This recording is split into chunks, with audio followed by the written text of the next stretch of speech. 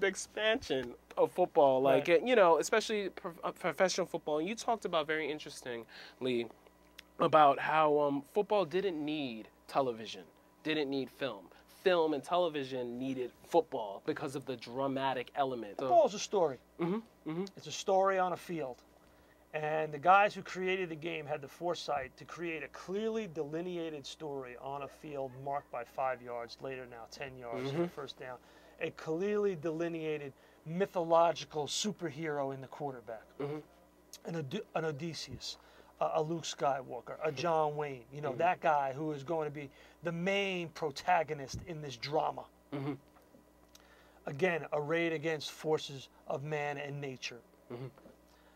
And the mythology of the game is created around the quarterback position. And television in the 50s needed an audience. Who do they need? They needed the breadwinners. They needed the wage earners. You know, they needed the white male between 25 and 49. You know, they were getting a lot of women to watch TV, but they weren't getting the men. Right. So how did they get that audience? Well, they put football on TV. And on Sundays, when And the on men Sunday, aren't working. when the men aren't working. That's it. And now, and what do? Then you advertise, I Love Lucy, Wagon Train. I'm dating you now. Father Knows Best. All those great 1950, Leave It to Beaver, 50 shows, The Honeymooners, you know, and CBS became the predominant, the Tiffany network. When football was on there. Right. And what happened? Football went off TV at 7 o'clock, and what came on at 7 o'clock on CBS? 60 Minutes. 60 Minutes became the preeminent news magazine. Do you think sick people would be watching 60 Minutes if it wasn't for the NFL? I'll answer the question. No. Right. No, they would not be. 60 Minutes was created because there was an audience flow. So TV needed football. And then when you go back 20 more, advance 20, 25 more years, Nabaté, Fox wanted to create that fourth network. Couldn't do it. They had Simpsons, Married with Children, In Living Color, great show, spawned the careers of the Wayans brothers and, of course, Jim Carrey. That's right.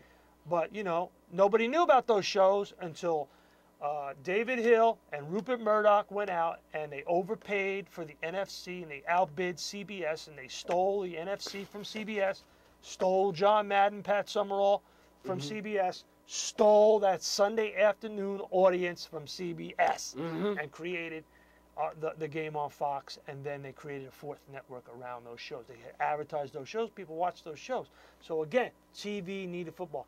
And I think that the explosion of football, a real explosion, now to the point where it's a complete national sick obsession, started happening with Fox, then ESPN, and the third link is the internet and fantasy football. Wow. Those are the three things in that order: Fox, ESPN, and fantasy football on the internet. Wow, and I wanted to talk about too. My first exposure to really NFL history was hearing the voice of Harry Callis, you know, and NFL films, you know, and everything, and just talk about like the Sabols, so starting with Ed Sabol at 50 years old, established this business. Like he was around 50 years old, he was a raincoat salesman. Right, exactly. And the only experience he had in making films was making home movies of his son Steve. Right. Yep. And Steve was a very good football player himself. But here's another case of how football explains America. The influence of Hollywood is, you know, The Longest Day had come out and was an Academy Award-winning movie. So Ed Sabol created a film of, I think it was the 62 NFL championship Right, game. with the Packers and Giants. Yes, Packers and Giants at Yankee Stadium, 62. I know you got a good memory, better than mine. A good young man with a good memory. Right.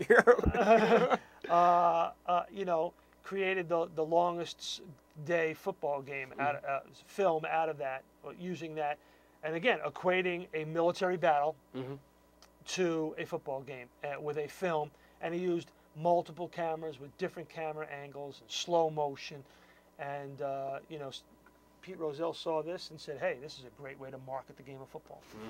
Right, and very dramatic, of course. Yeah, like and that was the marriage between Hollywood and football.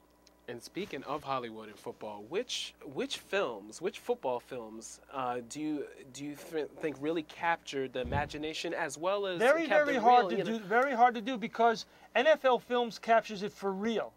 So it's nearly impossible to capture it in fiction. Like of course, The Longest Yard. Yeah. North Dallas 40. Yeah, that's my favorite. That's my favorite. Are two of them because it's all about the gritty realism of the players and the relationships between the players, and the game aspect of it, is not that interesting. I like the depiction of the game in the movie MASH, where they have that bet. Yeah, right. The MASH unit and the general, and they have.